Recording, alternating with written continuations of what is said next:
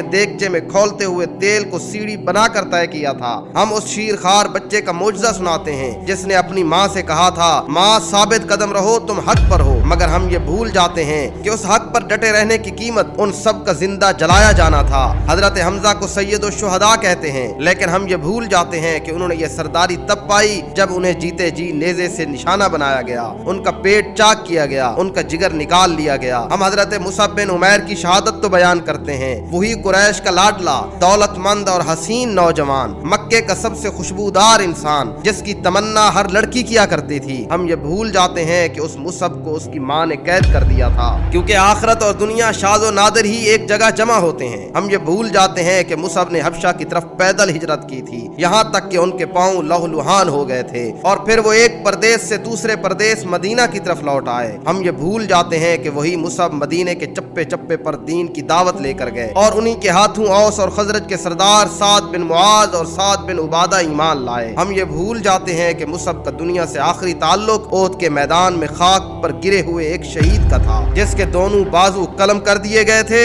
اور اسے چھپانے کے لیے پورا کفن تک میسر نہیں تھا۔ اے نوجوان، اپنا دل ذرا مجھے تھما دیجئے، میں آپ کو یاد دلا دوں کہ یہ دنیا ایک خنجر ہے جو ایک مجرم سے دوسرے کے ہاتھ میں منتقل ہو رہا ہے، اور آپ کی امت ہمیشہ سے ایک ذبیحہ بنی ہوئی ہے جس کے لیے نہ خون کی قدر ہے نہ آنسوں کی، اور اب وہ آپ کے عقیدے پر سودے بازی کرنا چاہتے ہیں، جبکہ آپ کا لہو ابھی تک ان کے ہاتھوں سے ٹپک رہا ہے۔ وہ آپ کو یہ یقین دلانا چاہتے ہیں جو میرے، آپ کے اور ہمارے دین کے دفاع میں لڑے وہی اس بربادی کے اصل ذمہ دار ہیں، جیسے یہ کوئی پہلا قتل عام ہو، جیسے وہ آپ کو مارنے کے لیے کسی بہانے کے محتاج ہوں۔ جائیے پوچھئے ان مظلوموں سے کہ فرانس نے ان کا کیا حال کیا تھا، جائیے لیبیا والوں سے اٹلی کے خونی نشانوں کے بارے میں پوچھئے، کابل سے پوچھئے جیسے وہ 2 بار ذبح کیا گیا، وہ سب کچھ کر کے بھی مظلوم بنے رہتے ہیں، مگر ایک معذور بوڑھا اپنی ویل چیئر پر بیٹھا اپنی قوم کا دفاع کرے جبکہ تندرستوں نے پیٹھ موڑ لی ہو تو وہ عالمی امن کے لیے خطرہ بن جاتا ہے۔ وہ آپ کو یہ یقین دلانا چاہتے ہیں کہ سمندر پار سے تباہ کن بحری جہازوں پر سوار ہو کر آنے والا ہی خیر کا پیغمبر ہے، اور باوجود اس کے کہ اس کی چھری آپ کی گردن پر ہے،